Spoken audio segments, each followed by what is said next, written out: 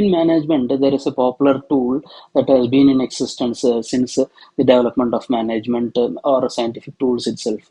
It is something with an acronym called SMART or S.M.A.R.T. S.M.A.R.T stands for specific, measurable, achievable, realistic, and timely. In the sense, these are the five criteria that a person who is setting up of goals and objectives should remember. We also need to understand that when you are setting up these important objectives, it is essential that a person who is setting up targets or goals and objectives for any project or any purpose should stick on to these five important criteria. Sticking on to these five important parameters helps you to complete the project successfully within your given timelines and not to overshoot through your budgets. We'll go through all these five parameters one by one. So first we need to see what S stands for. S stands for specific. So when you are setting up your goals and objectives or setting up the project estimates, you need to ensure that every aspect of your project is very specific in nature. All the aspects are covered in detail. The focus has to be on the specifics and details of the project.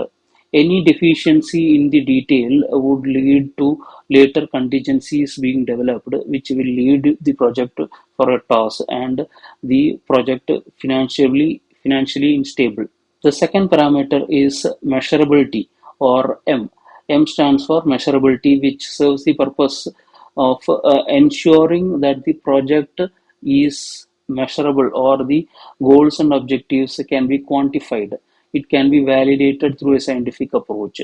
There are tools that are available to validate the information that you are presenting yourself in the project. So the goals or the aspirations that you set for the project need to be validated scientifically using various management tools.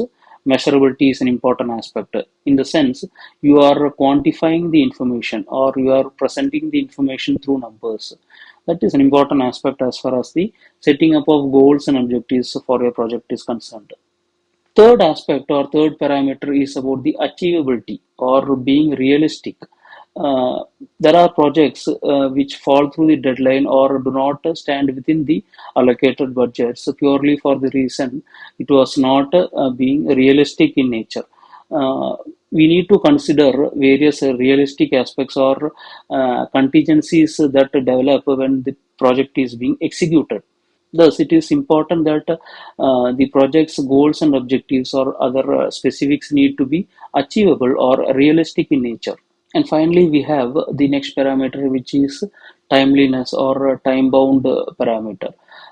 Your project always comes with a deadline for which it is completed. If the project overshoots the deadline, project is considered a financial liability for the company. So it is essential that the project manager holds the project within the deadline, or the extension of the project is always considered in the planning stage itself. The contingencies and the buffer times are already allocated during the estimation and bidding stage.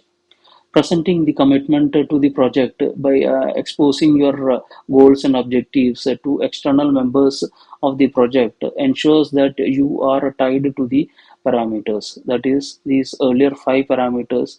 If you are committing to these parameters in external environment, it is possible that the project manager sticks to these parameters.